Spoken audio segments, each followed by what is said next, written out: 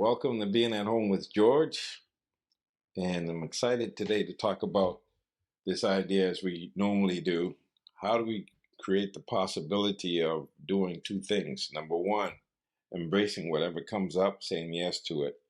And number two, generating a hope or looking for the silver lining in the cloud, if you will, so that we're able to sustain the progress of moving forward, the progress of moving towards what I would call wisdom and excellence.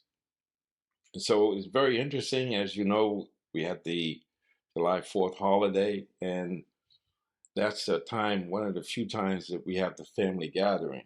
So the family gathering is usually at my younger brother's house, and so we celebrate July 4th, or the birth of a nation, you might say, as well as the birth of a brother, my brother Gray. And this July 4th, we gathered on July 3rd. And so, as you might imagine, because all of us are getting together with barbecues and getting out into the open space, and as it turns out, for some of us, it was the first gathering we've had in some time. My significant other, she hadn't been out in 2.5 years. She hadn't really gone to anything. And first thing she goes to, she gets COVID.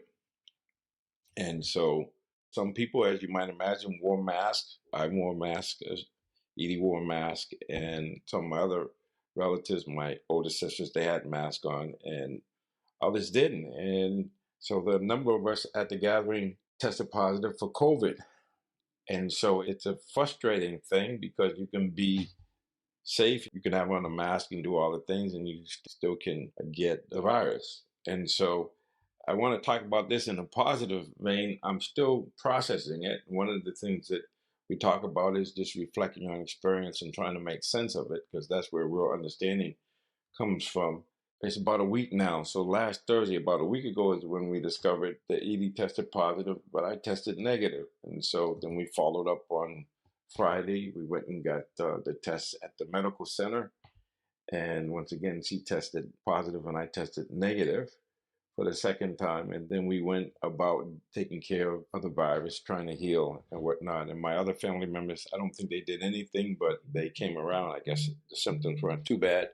And so and then we're waiting for Edie to go through the medicine she got. And on Tuesday, we decided to test again. And when we tested this time, she was negative and I was positive.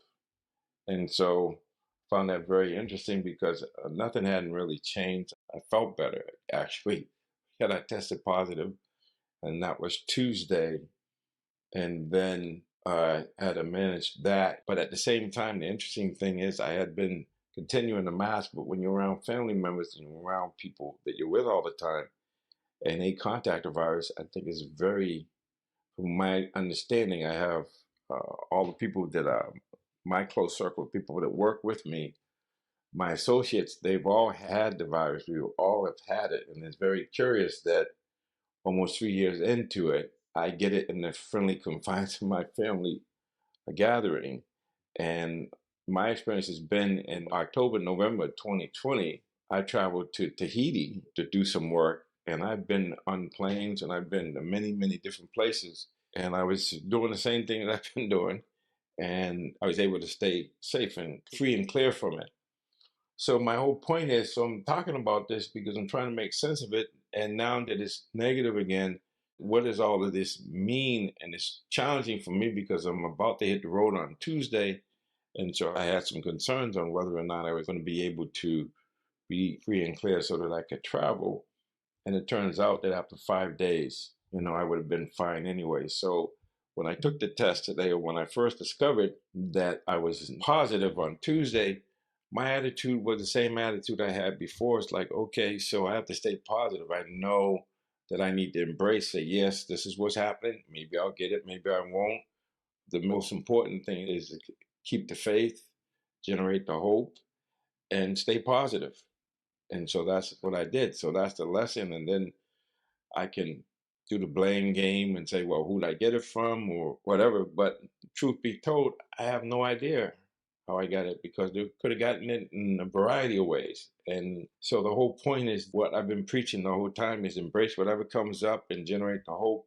And when we find meaning in suffering and ceases to be suffering. So to me, the symptoms weren't that bad. They were similar to the symptoms I normally have, swollen glands from the pollen and whatnot. And so what's the point? The whole point is that we have no idea about a lot of things. There's a lot of uncertainty. The future is uncertain. I can tell you that. I can go from being negative to positive, being negative again. And the only thing I can do is be in the moment and embrace whatever comes up and generate the hope and say, okay, my job is to stay healthy, stay safe. And the best way to do that is connect to power. So I had the power. And of course, some of the symptoms were like being fatigued and whatnot. So I slept a lot. And what the main thing is, I don't have to blame or deny. I just have to embrace it and say, okay, what's the win? What's important now? And that's to get rest and to realize that this is going to happen. And maybe it's going to be like the flu. Maybe we're going to keep getting it. And what we need to do is just take care of ourselves and just realize that, yeah, we have to have the right attitude, or we have to have that trust that I talk about in my book, and that we have to make the effort and we have to stay in the eye of the hurricane or be poised. But at the same time, we have to get the intel, get the information, the understanding that we need so that our action comes out of understanding. And that I understand that the best thing I can do under those circumstances is what we talk about all the time is, am I reacting or am I responding? So the idea is to respond to it, and in that space between stimulus and response, I can choose to focus on what's working and what I need to do next, and not awfulize about what happened or what should have happened. And so this idea of generating the hope, this idea of having the right mindset, like what wolf am I feeding? Am I feeding the fear wolf or am I feeding the love wolf? And yeah, this happened, but there's something here for me to learn, and there's something for me to understand. And for me, the takeaway is stay positive no matter what. They just embrace whatever comes up, say yes to it, and generate the hope. And hope is a skill. And we talk about the Hall of Fame, the hope, the optimism, and the faith. And we'll figure it out and we'll get through it. But when we're in it and when we're experiencing it, it doesn't feel that way. But to be honest with you, I had more symptoms when I took the boosters and the vaccine than I had during this time.